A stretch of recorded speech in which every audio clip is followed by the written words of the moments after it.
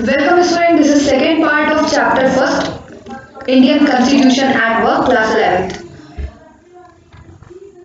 Specification of decision making powers means decision जो भी powers लेंगी उसको किस तरह से स्पेसिफाई किया गया है। Specification of decision making powers means powers किसके हाथ में है, ये स्पेसिफाई किया गया है हमारे कॉन्स्टिट्यूशन में। A constitution is a body of fundamental principles according to which a state is constituted or governed. Means जो कॉन्स्टिट्यूशन है वो एक बॉडी है फंडामेंटल प्रिंसिपल्स की। फंडामेंटल मीन्स हो जाता है कि बहुत ही जरूरी, बेसिक, मौलिक in Hindi.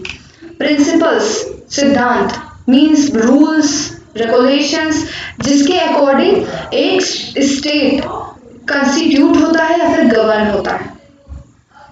So but what should these fundamental rules be, लेकिन ये फंडामेंटल रूल्स हैं क्या, होते क्या हैं, and what makes them fundamental, और उसे फंडामेंटल क्यों बना, कौन बनाता है, क्या बनाता है, why they are so fundamental in their nature. Well, the first question you will have to decide is who gets to decide what the laws governing the society should be. कि किसने डिसाइड कर दिया कि कौन से laws माने जाएंगे society में, कौन से नहीं माने जाएंगे सोसाइटी में, कौन से लॉज जरूरी हैं सोसाइटी के लिए। You may want rule X, but others may want rule Y.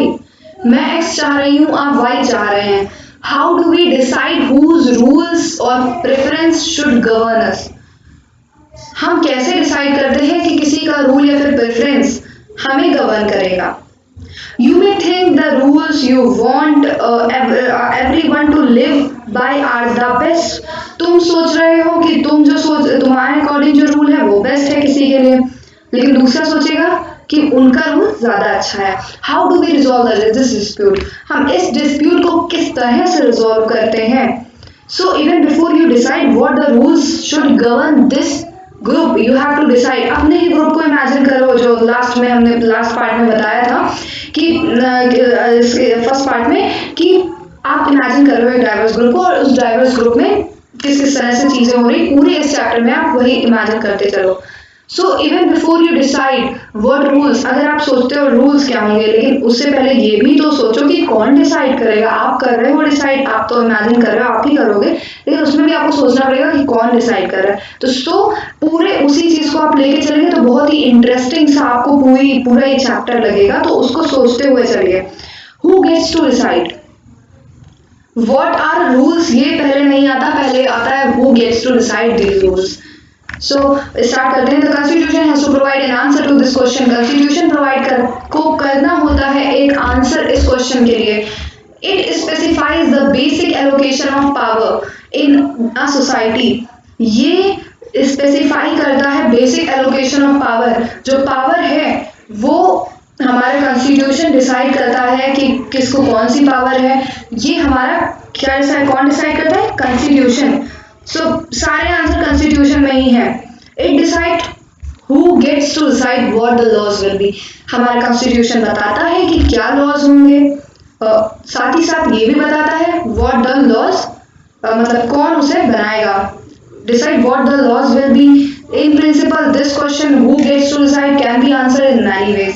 Means यहाँ पर कहा जा रहा है कि ये तो आपको पता है कि लॉज क्या होंगे, वो कौन डिसाइड करेगा, कॉन्स्टिट्यूशन। लेकिन ये क्वेश्चन कि कौन डिसाइड करेगा, ये कई सारे तरीकों में, कई सारे एस्पेक्ट्स में डिफरेंट होगा।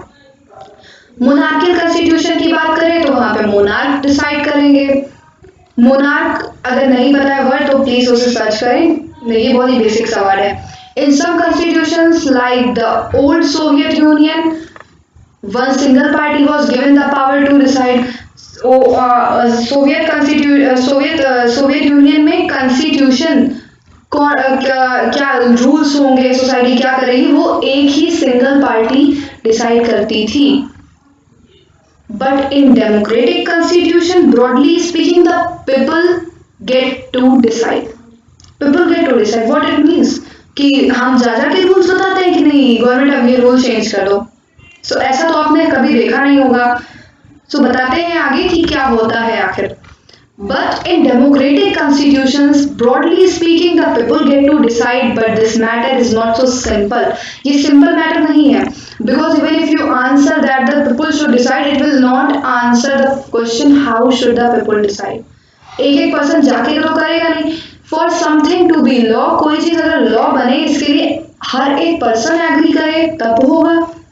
Should the people directly vote on each matter as the ancient Greeks did? Ancient Greek में क्या हुआ था एक बार कि जो रूल लॉज होते थे, जो मैटर होते थे, लोग उस पे एक एक मैटर पे जा जाके उस पे वोटिंग करते थे। But if people act through or should the people express their preferences by elected representatives. एक तो ये तरीका हो गया एक लोग जाएं, दूसरा हो गया हम अपने रिप्रेजेंटेटिव को चूज कर लें कि हाँ आप जो कहेंगे वही सारे रूल्स बनेंगे। तो ये भी एक तरीका हो सकता है। But if the people act through their representatives, how should these representatives be elected? Means questions में क्वेश्चंस आप इसको एक इंटरेस्टिंग वे में आप इसे पढ़ सकते हैं अगर आप मन लगा के अच्छे से समझ रहे हो तो। But if the people act through their representative, कौन आपका रिप्रेजेंटेटिव बनेगा? इसके लिए इलेक्शन होगा। इलेक्शन का क्या मेथड होगा? How many should be there be, means एक कितने पर्सन के लिए कितने रिप्रेजेंटेटिव होंगे, कितने उनको कौन कौन रिप्रेजेंट करेगा, किस तरह से रिप्रेजेंट करेगा, ये सारी चीजें भी जरूरी हैं जो हमारे इस क्वेश्चन से निकल के आई हैं कि कौन डिसाइड करेगा।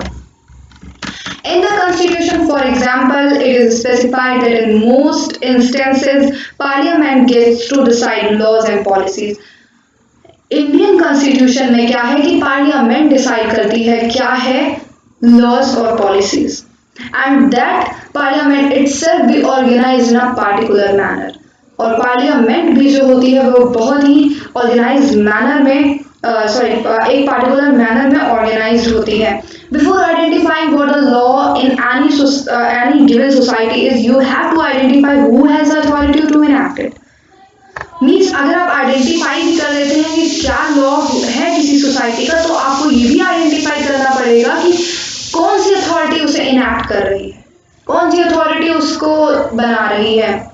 इन द सेंस हम जो कहना चाह रहे हैं, if the parliament has the authority to enact law, अगर पार्लियामेंट के पास अथॉरिटी है कि वो लॉज को इनैक्ट करे, there must be a law that bestows this authority on the parliament in the first place. This is the function of the Constitution. It is an authority that constitutes government in the first place. So यहाँ पर हमें ये बताया जा रहा है, second function हम पढ़ेंगे कि कौन हमारे लॉज को बनाता है। तो यहाँ पर है the second function of a constitution is to specify who has the power to make decisions in a society.